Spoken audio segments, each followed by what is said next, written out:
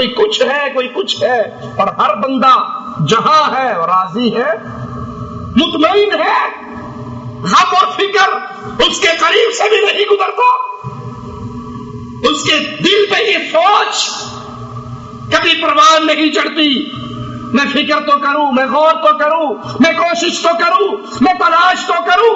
نبی فرما رہے اس ذات کی قسم جس کے ہاتھ میں محمد علیہ السلام کی جان ہے، 72 میری امت کے فرقوں میں سے جہنمی ہوں گے، ایک جنتی ہوگا۔ ہم کہاں کھڑے ہیں؟ ہم کس راہ کے راہی ہیں؟ ہم کس گروہ کے ساتھ ہیں جن کو نبی جنت میں جانے کی بشارت دے رہا ہے، یا جن کو جہنم کے عذاب کی خوشخبری مل رہی ہے؟ صحابہ کرام پوچھتے ہیں، اے اللہ کے رسول صلی اللہ علیہ وسلم، جو جنت میں جائیں گے وہ کون ہے؟ فرمایا وہ جماعت ہے، وہ فرقہ نہیں، جنت میں جانے والا فرقہ نہیں ہے، وہ جماعت ہے۔ اور جماعت کو ہم نے سمجھا، جماعت کس کو کہا جاتا ہے؟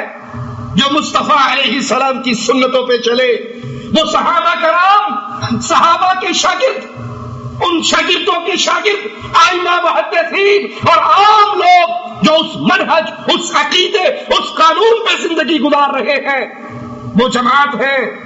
اور جنہوں نے اس راستے کو چھوڑ دیا، اپنے اپنے پیر پکڑ کے، اپنے اپنے امام بنا کے، اپنے اپنے بزرگوں کو بڑائی کا چولا پہنا کر، امام الانبیاء کی حدیثوں کو چھوڑ کر، نبی کے فرامین کو چھوڑ کر، نبی کی سنتوں کو چھوڑ کر، حضرت شاہ صاحب، شیخ صاحب، پیر صاحب، امام صاحب، مولوی صاحب کے فرامین کو حرف آخر قرار دیا، یہ فرقہ ہے، کیونکہ یہ اصل سے ہٹ گئے۔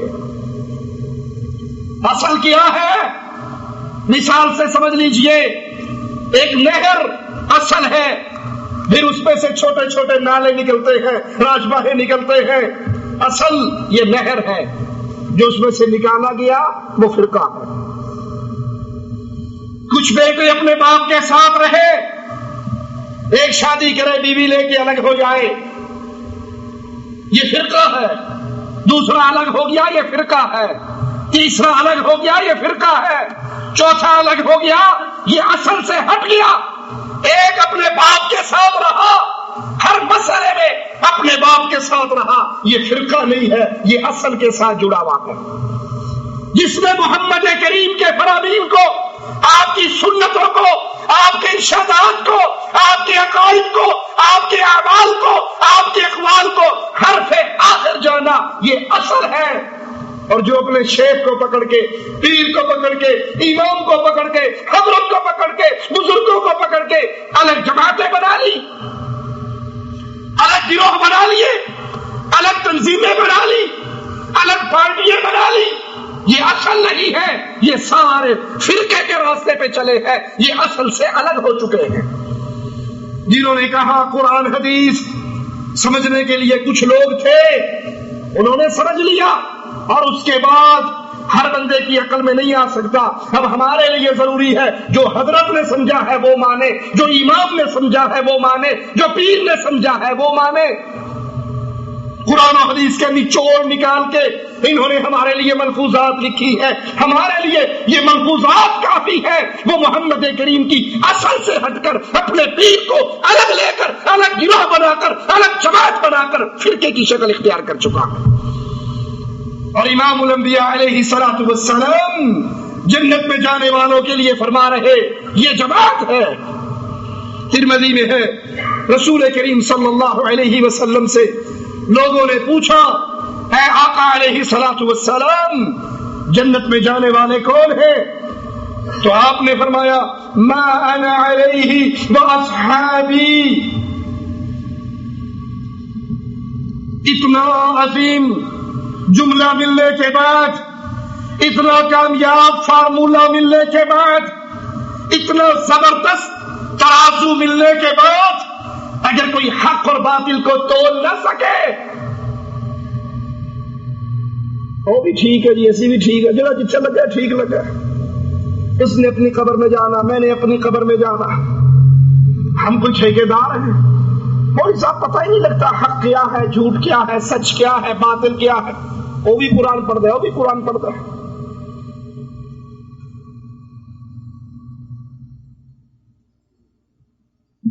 اس کے ہاتھ میں بھی اللہ کی کتاب ہے، اس کے ہاتھ میں بھی اللہ کی کتاب ہے، ہمیں پتہ ہی نہیں لگتا حق کیا. جو اس طرح کی غفلت کے جملے اپنی زبان سے ادا کرتے ہیں، پھر یاد کر لو یہ بربادی کی راہ کے راہی ہے. نبی نے تو بڑا پیارا فارمولہ دے دیا، کلیہ دے دیا، اہل جنت کی جماعت کی تلاش میں مدد کے لیے بڑا عظیم پیمانہ دے دیا. ما انا علیہ واصحابی، جس دین پر میں اور میرے صحابہ، جو اس دین پر رہا وہ جنت میں جائے گا، اور جس نے اس دین کو چھوڑ دیا وہ جہنم میں جائے گا. اس ترازو کو لے کر، اس چھلنی کو لے کر معاشرے میں موجود تمام گروہوں کو اس چھلنی میں چھان کے دیکھ لیں، کون فٹ آتا ہے، کون اس میں سے گر جاتا ہے. آج اہل سنت کہلانے والے اولیاء کی قبروں میں کبے بنا رہے، کمپلیکس بنا رہے، قبروں کو پختہ کر رہے، قبروں پہ میلے کا انعقاد، قبروں پہ چادریں، قبروں پہ دیے، قبروں پہ روشنی، قبروں پہ سجدے، قبروں کا طواف، مردوں کی پکار.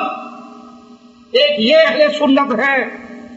دوسرے اٹھتے ہیں، وہ اپنے اماموں کی باتوں کو فائنل اتھارٹی سمجھتے ہوئے کہتے ہیں حدیث تو ٹھیک ہے لیکن ہمارے امام کے قول کے خلاف ہے.